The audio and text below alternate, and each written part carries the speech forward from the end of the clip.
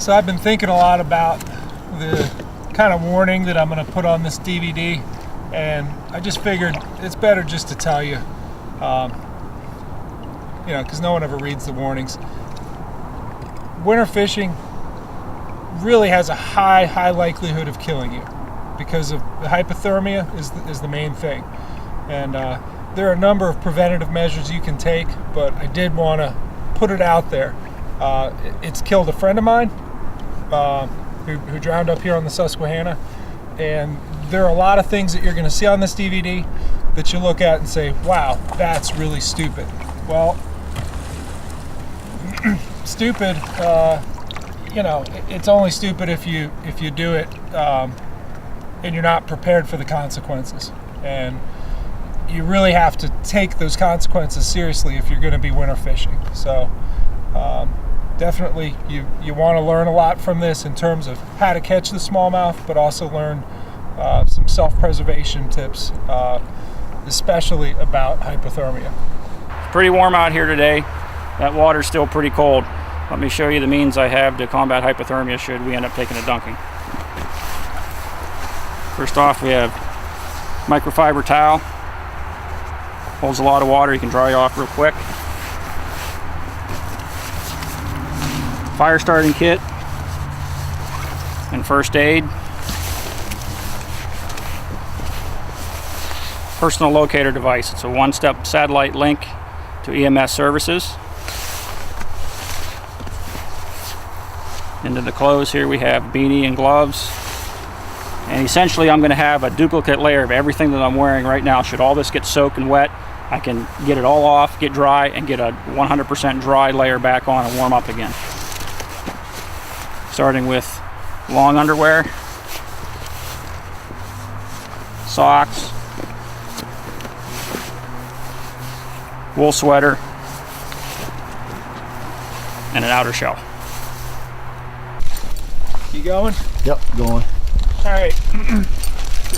One of us fell in the water. Not real bad, but it's enough that I want to go ahead and start building the fire. Yeah, open up my bag there. What do you got? Special fire starting sticks. Oh, really? They'll flame right up, buddy. Cheating, huh? Yep. That's cool, because hey, you know when you're in this situation, you want to cheat.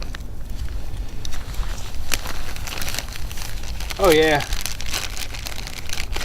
All right. Well, you have the fire starting sticks. I have well, an old copy of Woods and Waters magazine. Anything to get going. The key is just being able to do this fast, and certainly the fire sticks help with that.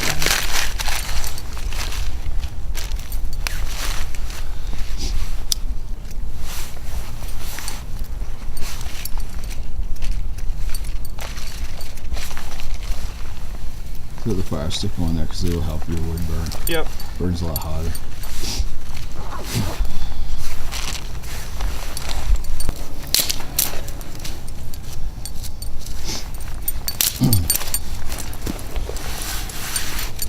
It's sort of an embarrassment if I can't get a fire started with all this driftwood here.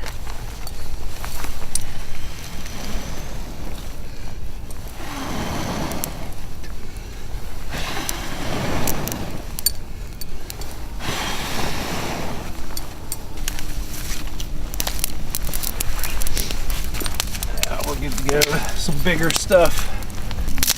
And really just the activity of building a fire is going to warm me up, so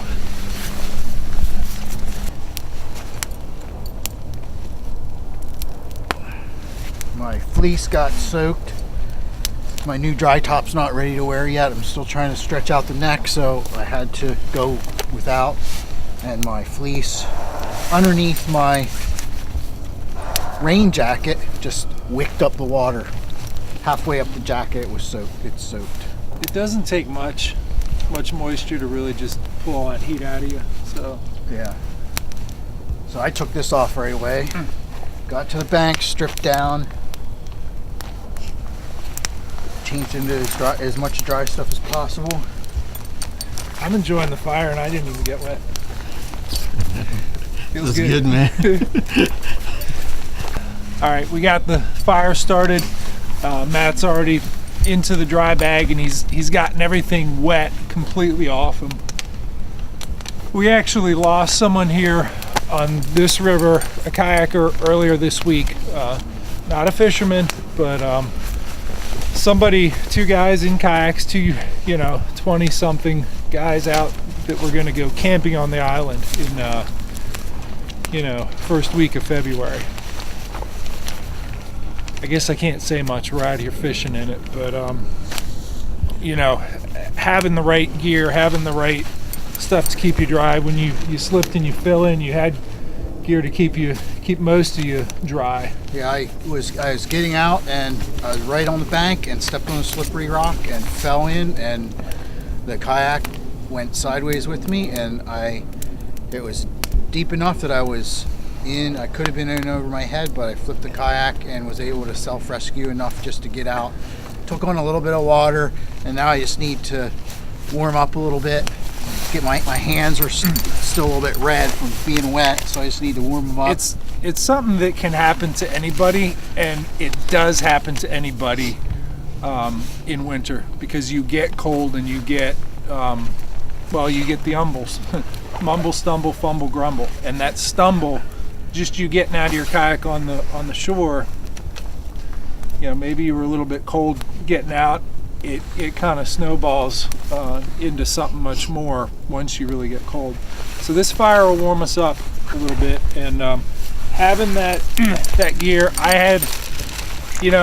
had my lighter and a magazine. Juan had the fire starter stick.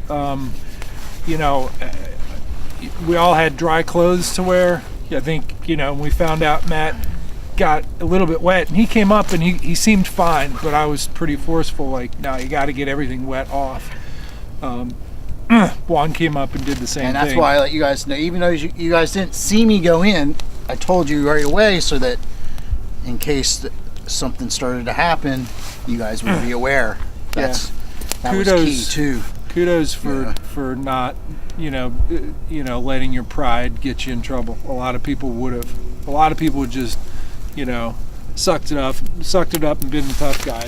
It's good that you instead were the smart guy. Yeah, that's you can't see that kind of thing on yourself. So nope. You rely on your buddies. That's why you don't go out here in the winter by yourself either.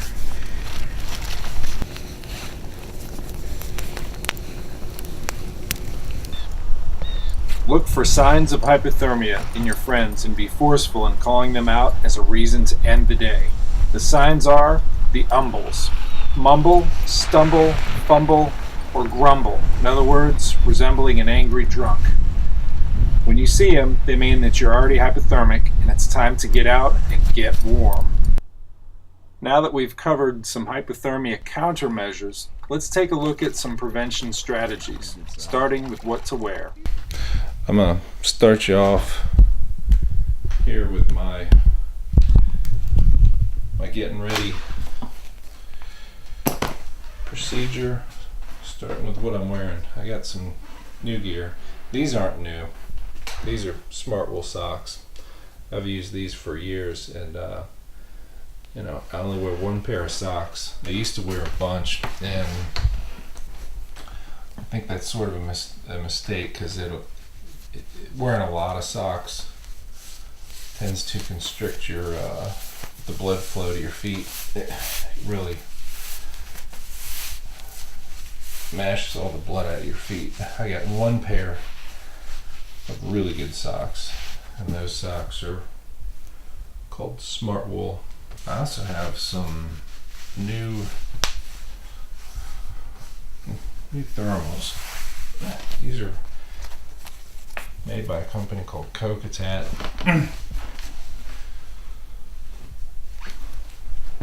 These are called Outer Core. I've worn them. I actually wore them jogging,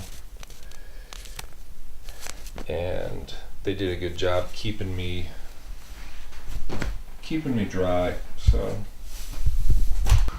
it's real important having something that something like this that keeps you dry even when you're sweating. Takes all that moisture and moves it away from your skin. Because if you're cold, if you're wet, if your skin's wet, you're going to be cold. So I got both tops and bottoms.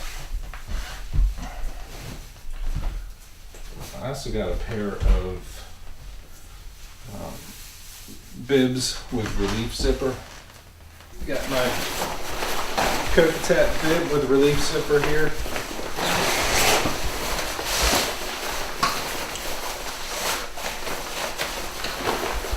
They say that you should store it open so it doesn't get permanently compressed.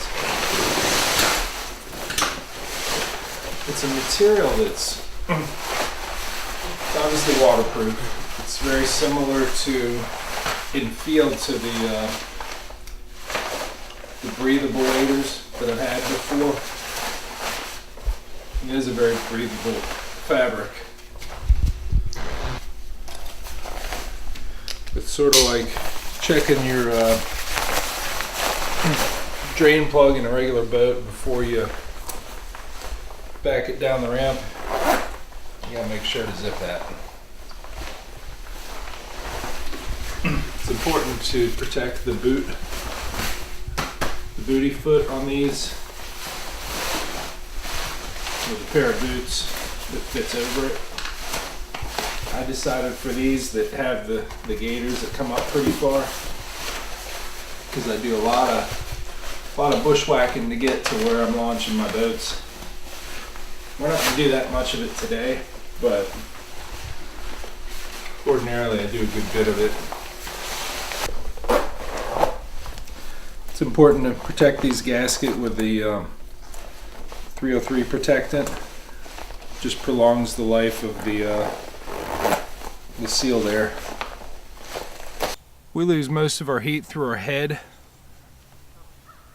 That's why it's good to have, good warm hats like this knit cap. I also like this head tube. It's just a fleece tube there. You can pull it down around your neck, almost like a scarf, or keep it up over your head.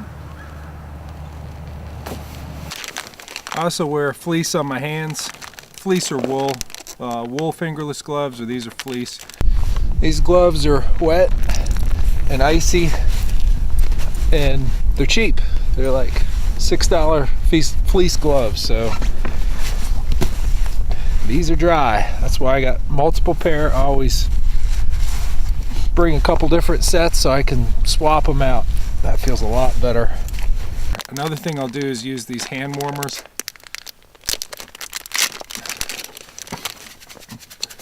Shake them up real good. They get activated when they're exposed to oxygen. I'll slip those in just on the back side of my hand. That's the vascular part of your hand where all the blood's flowing in and out. And if you have something warm there, it keeps your fingertips warm so you can feel what you're doing.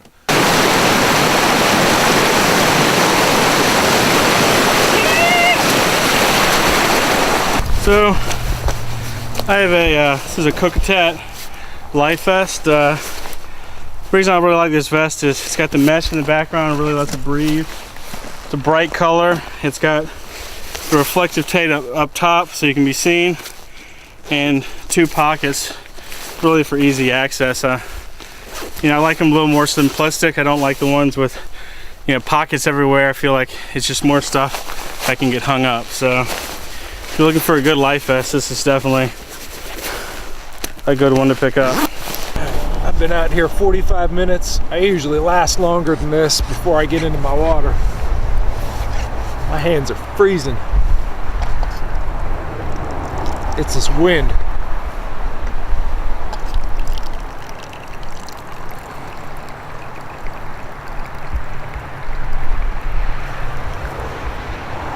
It's not so much for the drinking of it as it is just warming up my hands holding it. Oh.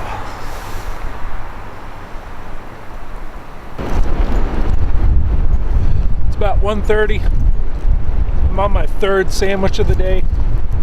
Real high calorie PB&J with raisins and bananas. A lot of calories. This because you do burn a lot of calories when you're winter fishing, just by virtue of generating heat to keep yourself warm. So pack plenty to eat and plenty to drink too. I like pumping my ankles like this to get my feet warmed up again. A lot of people complain about their toes especially getting cold. This seems to help. Pretty good one.